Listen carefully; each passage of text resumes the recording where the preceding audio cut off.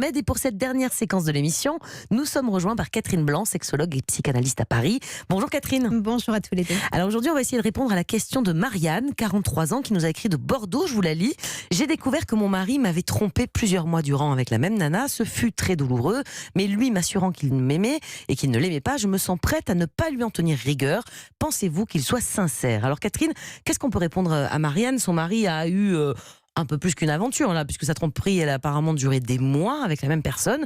C'est possible, comme il lui promet, qu'il n'ait pas été amoureux du tout de cette femme?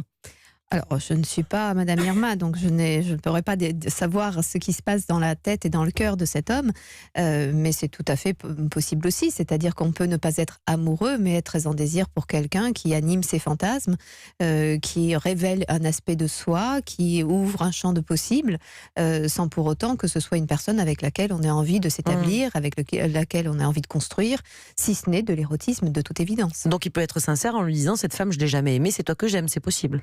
Oui, mais alors du coup, ça pose la question de l'amour et de la sexualité, de la cohabitation, parce qu'on peut aimer sa femme et ne pas être animé de désir ou de créativité érotique, et ne pas aimer une autre et être particulièrement créatif, particulièrement excité et particulièrement en désir de bâtir des choses avec elle. Jimmy ? Même si c'est pas relationnellement, socialement. Est-ce que ça change quelque chose qu'il soit amoureux ou pas de sa maîtresse? Parce que tromper, c'est tromper, ça ne change peut-être pas grand-chose, qu'il y ait ou non des sentiments. Alors, c'est ça qui est intéressant, c'est se dire que pour elle, le fait de savoir qu'il ne serait pas amoureux, c'est presque une autorisation, comme si on n'avait pas touché au Graal, et que l'essence même de la relation, c'était l'amour, comme si pour elle, la sexualité était anecdotique. Et donc, dès lors que c'était de la sexualité pour de la sexualité, on pourrait dire peut-être de son point de vue du cul pour du cul, eh bien, à ce moment-là, on s'éloigne de tout ce qui est humain, qui est le sentiment, qui est la valeur donnée à l'un et à l'autre, comme si la sexualité n'en avait pas. Ce qui était une chose curieuse, bien sûr, parce que c'est quelque chose d'extrêmement intime, la sexualité, et de profondément humain.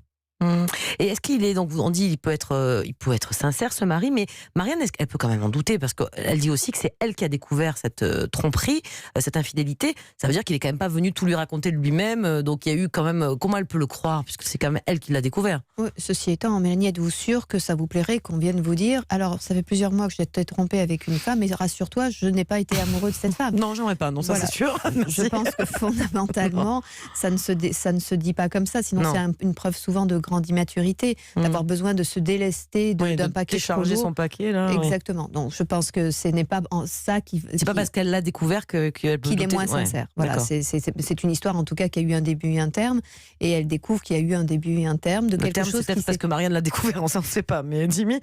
Est-ce que vous avez des couples qui arrivent à se remettre justement d'une tromperie et qui arrivent à aller de l'avant en réussissant à faire confiance? Parce que j'ai l'impression que cette confiance sera brisée à jamais. Et moi, dans ma tête, c'est qui a trompé, trompera. Donc toujours avec ce spectre d'une nouvelle tromperie à l'avenir, même si on me jure que là, tout va bien.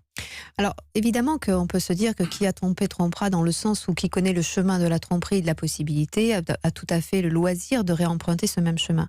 Ceci étant, si on part de ce principe, il faut éviter il faut éradiquer la psychanalyse et la psychologie, puisque ça veut dire que qui a été battu, battra ou sera battu toute sa vie, et qui a souffert de types de relations, souffrira toute sa vie d'autres types de relations. Il y a chez l'être humain une capacité à apprendre de ce qui est, non pas au nom de la morale, mais au nom du confort personnel et au nom de l'épanouissement personnel, ce qui se doit de trouver tranquillement sa place. Donc dans une relation, si un homme est attaché à une femme, il l'est pour de vrai, et s'il est en train de se battre en se disant que il n'a pas aimé la précédente, que ce soit vrai, pas vrai, le fait c'est qu'il dit là qu'il tient à la relation, et c'est ça qui est important, et que donc il est enclin à mettre tout en œuvre là-dessus. Alors peut-être que ça durera qu'un temps, jusqu'à ce qu'il retrouve le chemin à nouveau de la poudre d'escampette.